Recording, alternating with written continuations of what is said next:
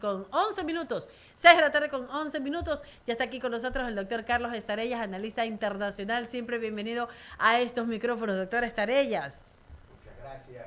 El gusto de verla, de verlos aquí personalmente. Yo sé que más a ella, ¿no? Más a ella. Perfecto. Comenzamos. Por favor. No vamos a hablar de tú en esta Justo y entrevista, pero necesaria. sí vamos a hablar de temas importantes. Carlos, qué gusto tenerlo acá. Gracias. Ayúdeme a entender un poco lo que está pasando en Oriente Medio. Ayúdeme a entender lo que está sucediendo en la Franja de Gaza. Porque este que es un problema que data de muchos años, tiene evidentemente una guerra de información que va de lado y lado. Está claro, o al menos así creo yo, y usted me lo va a corregir o me lo va a corroborar, que Hamas es un grupo rebelde de terroristas que no son parte del ejército regular de Palestina. Sin embargo, se cuestiona la manera en que Israel, y digo se cuestiona porque han sido muchos los países que lo han hecho, la manera en que Israel está llevando a cabo los ataques en el sector de la Franja de Gaza. Un primer análisis suyo para poder entender el porqué de la reacción de Israel con relación al ataque del grupo de terroristas de Hamas. Claro, el problema viene mucho tiempo atrás, cuando la Organización de Naciones Unidas decide darle pues un territorio a Israel que está al lado de Palestina, ¿no? Esa conformación del territorio ha traído pues muchos reclamos. Y quizás, ¿Este territorio fue quitado o fue parcelado de lo que fue Palestina, de lo que es Palestina? Sí, fue dado a Israel. Okay. Y quizás, brevemente, podríamos decir que a veces las injusticias o cuando las cosas no están tan claras en la parte internacional, evidentemente van a salir reclamos. Y han existido inconvenientes permanentes entre Israel y Palestina. Uh-huh. Ahora, hace poco vino un ataque terrorista por parte de Hamas. Ese ataque fue de una manera repudiable por la forma y los excesos que contra la población civil. Contra la población civil, violando un derecho que se conoce con el nombre de derecho internacional humanitario. No, está claro que los grupos terroristas no respetan derecho internacional alguno, ¿no? Claro, pero obviamente entienden por sentido común que a los hospitales, a la población civil, a los niños no se los debe atacar. Entonces eso llevó en primer lugar al repudio internacional por el ataque como se dio y llevó a la reacción de Israel. Esa reacción es la que estamos viviendo, es una reacción de defensa de Israel, pero parece que en la reacción han existido también excesos. Los mismos excesos que cometió Hamas, digamos, se están dando al defenderse Israel. Nadie le niega por lo justo el derecho a defenderse. Eso es algo claro cuando se ataca de esa manera a un Estado. Pero parece que, digamos, hay excesos y eso también va en contra del derecho internacional humanitario. Supuestamente estos excesos vienen porque los terroristas de Hamas toman como escudos humanos a civiles e inclusive también a personas que han sido ya secuestradas, israelitas que han sido secuestradas y que lo tienen ellos en su poder. Dice el gobierno israelí que lo que han atacado son instalaciones de Hamas que sirven de manera camuflada a los intereses del grupo terrorista. Sí, eso es la versión, Mauricio, que como usted bien señala, la da el gobierno, el Estado de Israel. Pero Palestina señala que en esos ataques se han dado pues ataques a la población civil, ataques a hospitales, etcétera, etcétera. Entonces, lo importante, digamos, de esta conversación es llegar, ¿qué se podría hacer? Uh-huh. Y lo que habría que hacerse es que se terminen este tipo de excesos de lado y lado y que puedan, digamos, bajar el ataque de lado y lado y ir a la mesa de negociaciones, o más que la mesa de negociaciones, que es una aspiración, ir a un diálogo a través de otros estados y que separe esa cantidad de muertes de lado y lado. Pero ¿cómo sentarse a conversar con un grupo terrorista? ¿Cómo conseguir que un grupo terrorista se sienta en la mesa de conversaciones? ¿Eso no deslegitima cualquier proceso de paz? Claro, yo lo primero que señalaba era que se paralice los ataques. Eso es lo que está generando cada vez más de lado y lado. De lado y lado.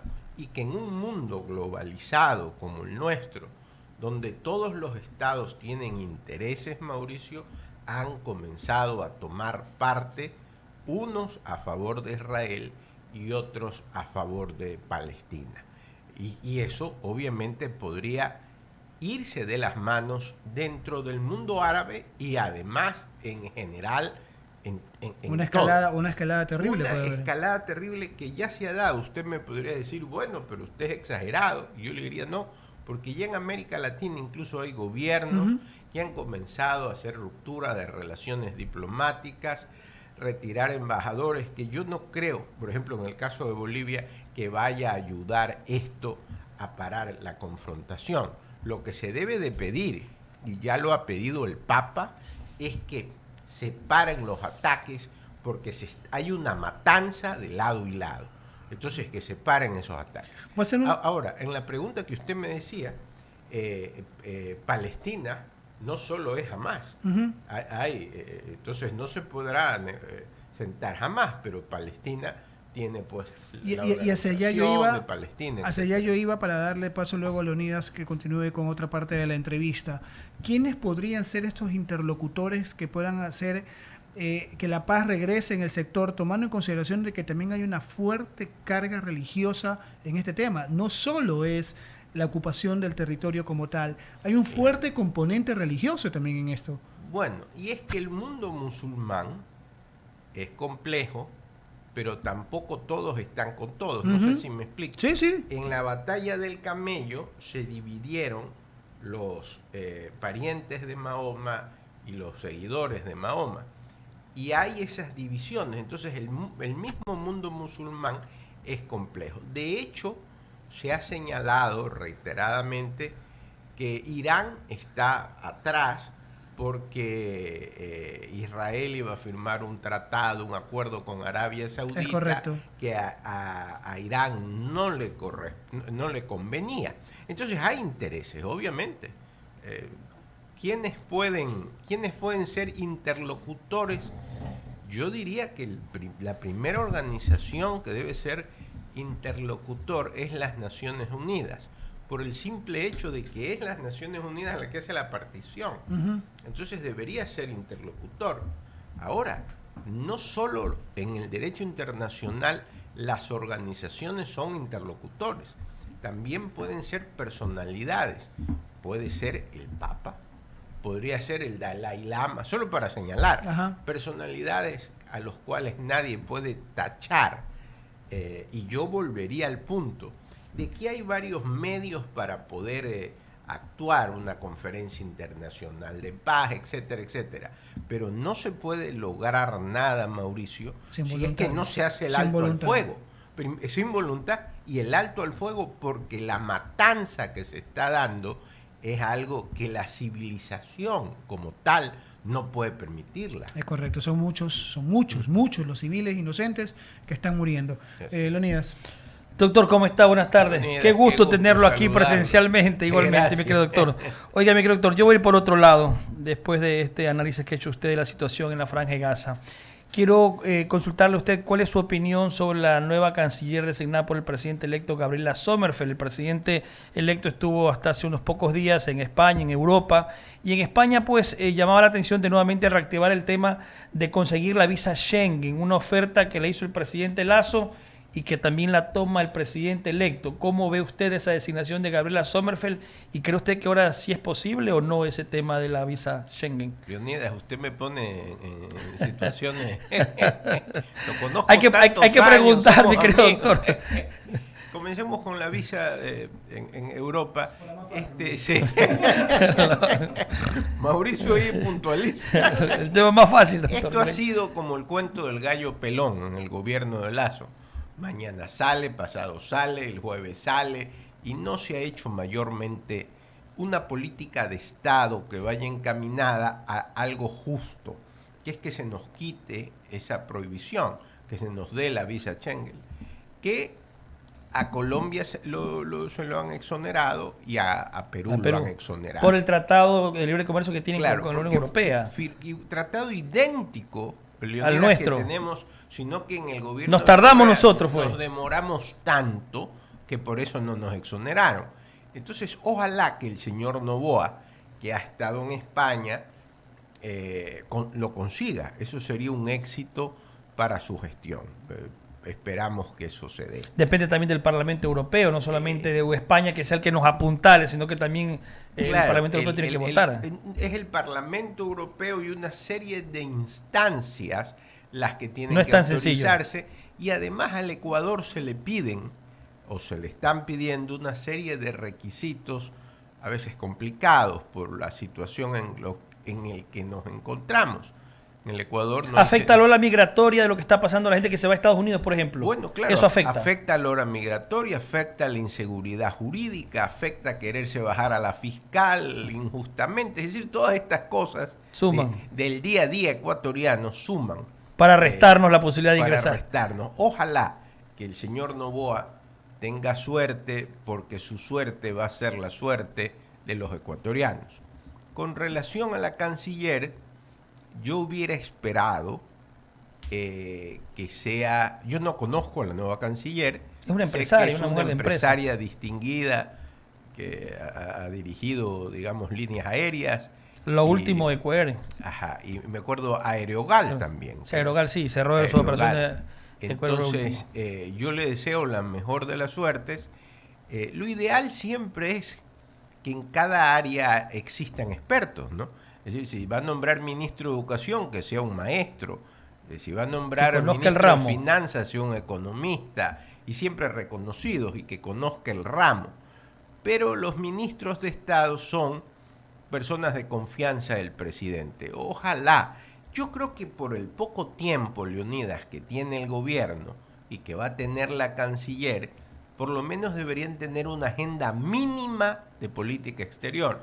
No le podemos pedir en un gobierno que va a durar año y medio que tenga una agenda, un plan de política exterior, pero sí una agenda mínima donde esté entre esas cosas fundamentalmente la cooperación internacional para la seguridad de la inseguridad que hay en el Ecuador, la exoneración de la visa Schengen y algunos temas más, por lo menos una agenda mínima. De lo que hemos visto hasta el momento y lo que conocemos por la información que nos ha llegado es Italia, el tema de seguridad consultando, Europa, España, el tema de la visa Schengen con el gobierno español, el presidente del gobierno español y también con Estados Unidos hoy en esta visita que está en Washington, tema económico. Hoy el presidente abría el paraguas y decía, bueno, habrá que hacer una reforma tributaria en diciembre, enviar un proyecto de reforma tributaria y la pregunta es, ¿más impuestos, más tributos? Yo creo que si son más impuestos, eso no va a ser bien recibido para un país que tiene una crisis económica enorme. No creo que se deba de ir por ahí y más, no me atrevo a dar consejos porque uno no debe dar consejos cuando no le piden. No le pide. Pero usted es un hombre de experiencia, doctor. Pues, pero yo diría, Leonidas, que si en el corto tiempo del gobierno va a poner impuestos, eso va a generar una reacción porque hay una población que tiene una crisis económica bastante fuerte, que es la que vivimos, ¿no? Uno de los temas que también tocó el presidente Noboa hoy en Washington es el tema de Venezuela y ha criticado duramente, ha dicho que no, por lo menos no habría esa posibilidad de diálogo con reapertura de relaciones con el gobierno venezolano si es que no se permiten esas elecciones libres, justamente lo que se rechazaba el tema de María Corina Machado, de haberla sacado del ruedo por la parte judicial, de que no se aceptan los resultados de esas primarias. Entonces, quizás, Leonidas, usted y Mauricio, que siempre están en la información, el presidente lo que debería hacer es una reforma al sistema migratorio ecuatoriano porque se le ha ayudado a todos los que ingresen al país ilegalmente, y hay una ley orgánica de movilidad humana, ley, reglamento, que en cambio es complicada para las personas que legalmente, extranjeros, quieren sacar visa. Mire, el señor Lasso le dio hasta una amnistía migratoria a los venezolanos. Más de 400.000 creo que fueron censados, claro, me parece. Y eso debe de controlarse. Eso es un gran trabajo el que va a tener la nueva canciller, de controlar y poner en orden la casa, ¿no? ¿Es posible, doctor, que las políticas de exteriores del Ecuador también vayan un poco de la mano con lo que quiere hacer el presidente? Renovar, un hombre joven, y tal vez esa experiencia pueden dar a los funcionarios de Cancillería que son de carrera y que están allí, que obviamente son la base también para ejecutar a la nueva canciller. Bueno, yo conozco la Cancillería de funcionarios de primer nivel de carrera, pero así como hay de primer nivel, hay de tercero también. Entonces hay que saber conocerlos, ¿no? Y ojalá que haya viabilidad en temas internacionales. Esa es la aspiración que se tiene. Ojalá. Y el tema de los funcionarios que son puestos políticamente y que todavía están en Cancillería, eso termina siendo también un poco difícil para la nueva administración. Es que los embajadores, tanto políticos como de carrera, representan al Estado a través del presidente, porque el presidente en el Ecuador es el jefe de la política exterior. Entonces él tiene que evaluar a todos los embajadores, designar los políticos que son de directa designación, escoger a los embajadores de carrera también, porque como le digo, hay distinguidos diplomáticos y hay menos distinguidos. Entonces él tiene que hacer una evaluación. Ya debería estar trabajando en eso, porque el tiempo que él tiene es muy corto para hacer esa evaluación, porque si no, van a seguir los mismos y no va a poder cambiar nada. Es decir, van a seguir los mismos que nombró el señor Lasso, que no tuvo política exterior. ¿Pueden ser cambiados todos de un plumazo?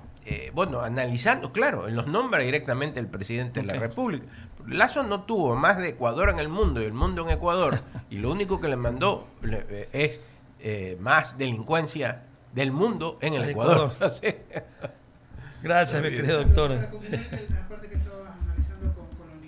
La diáspora de venezolanos está tomando un tinte muy fuerte en Perú. La presión en Perú es muy grande para sacar de su territorio a buena cantidad de venezolanos. Sabemos también cuál es la posición de Chile en ese sentido. Entonces uno se pone a hacer cálculos simples y es muy probable que esa diáspora nuevamente venga para el Ecuador. Y yo no soy experto en materia internacional, tampoco soy constitucionalista, y sí me gustaría ahí la interpretación suya con relación a lo que podría ser el Ecuador o lo que debería ser el Ecuador sin transgredir su marco constitucional que habla de libre tránsito, de la ciudadanía universal y todo ese tipo de cosas, pero poniendo en claro los intereses internos del país con relación al control migratorio, que sean migrantes que vengan a trabajar y que no vengan a causar desmanes, como ya hemos visto que hay muchos de esos. Claro, es que el señor Correa nos dejó todo este problema de ciudadanía universal, no existen ilegales, y nadie lo ha querido cambiar, quizás por miedo, yo no sé. Hay algo importante, la política migratoria la decide el presidente de la República. Pero siempre marcado en la Constitución. Independientemente, pero los controles migratorios no son de la Constitución, son del presidente. Y el presidente perdón, Carlos, ¿cabe entonces de repente poner visa? Por ejemplo. Pero claro, de hecho... O exigir pasado judicial. De hecho, hay países que ya el Ecuador le está exigiendo visa porque son de máxima seguridad. Para los que dicen no se puede exigir, y ya el Ecuador exige a África, creo, ni sé cuándo, de máxima seguridad les exige visa. Pero tienen miedo a hacer otro tipo de control, cuando es un control migratorio que recibimos todos los ecuatorianos cuando vamos al exterior. Casi todos los países del mundo, Mauricio, nos están pidiendo visa. Y nadie nos dice, vamos a Estados Unidos, hay que presentarse a la visa. Vamos a España, hay que presentarse. Pero ahorita general, salvo que sea Venezuela. Pero, ahí Lacan, por ejemplo, no podemos hacer eso porque Lacan todos entramos con cédula. Pues. Bueno, y ahí está el riesgo Venezuela, porque en Perú. Lacan hay los convenios internacionales a través de solicitar solo la cédula, pero podrían hacer un sistema migratorio de control. Pasado judicial. Pasado judicial y un control computarizado. No vulnera el acuerdo del libre tránsito en las 5 naciones. No vulnera, el control no vulnera. Lo que dice es que no se pida visa.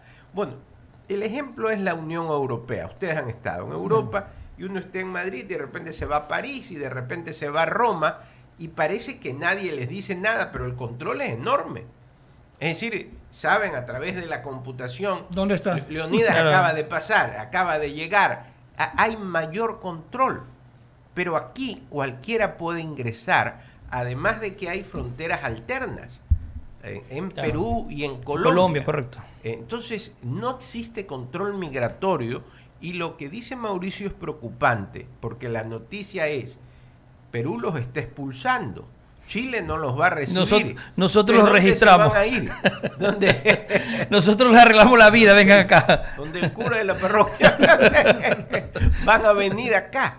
Y acá lo censamos. Aquí no hay ya la delincuencia, el descontrol, es enorme. Porque hay fuentes de trabajo.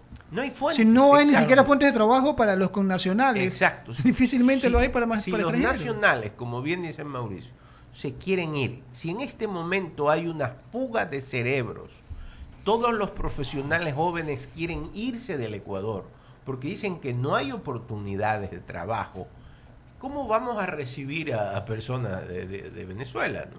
Es complicado. El señor Noboa lo que tiene que venir es conseguir que exista trabajo, porque esa fuga de cerebros es terrible por el hecho que el país invierte en educación, etcétera, y se van. Está migrando talento. Está migrando talento. Eso Ahora, es y esto se agrava aún más, y lo digo, se agrava para los intereses del país, no para quienes migran, porque evidentemente tienen su derecho legítimo de querer emigrar, pero hay países que su población es muy longeva y está haciendo todo lo posible para atraer esos talentos jóvenes, profesionales, permitiendo inclusive en muchos casos la homologación de carreras o de materias para que continúen los estudios y poder tener plazas de trabajo allá. O sea, cada vez son más los países que piden ciudadanos jóvenes. Bueno, ustedes que están más informados, dicen que el último censo, aunque ha sido criticado, señala que la población joven en el Ecuador no se quiere casar y que la tendencia es que la población mayor se extiende, unido a que la medicina pues deja que la vida se extienda, y que va la población ecuatoriana a una población mayor. Ese análisis debería de, digamos, hacerse más profundo, porque cambiaría todo lo que tenemos actualmente en el Ecuador, incluso con relación al voto, ¿no? Una, dos, inclusive también con relación a la productividad de las personas y las oportunidades de trabajo para las personas adultas mayores. Claro. Para poder volver sostenible el tema de la seguridad social. Claro, claro que sí. Claro. Interesante. Ha cambiado el momento en que la población se hace mayor, la situación para la seguridad social va a ser mucho más complicada, ¿no? Bueno, otro tema más que podríamos tratar más adelante, Carlos. Muchísimas gracias. Gracias por estar Doctor, con un nosotros. gusto. Muy gentil. Mi está talento. alistando. Muy amable. Vamos a abrir el espacio a las menciones publicitarias y recomendaciones, y quiero decirles a todos que vivan en Narcisa Club, esta organización privada con seguridad 24/7 que está ubicada en el kilómetro 10 de la autopista Narcisa de Jesús.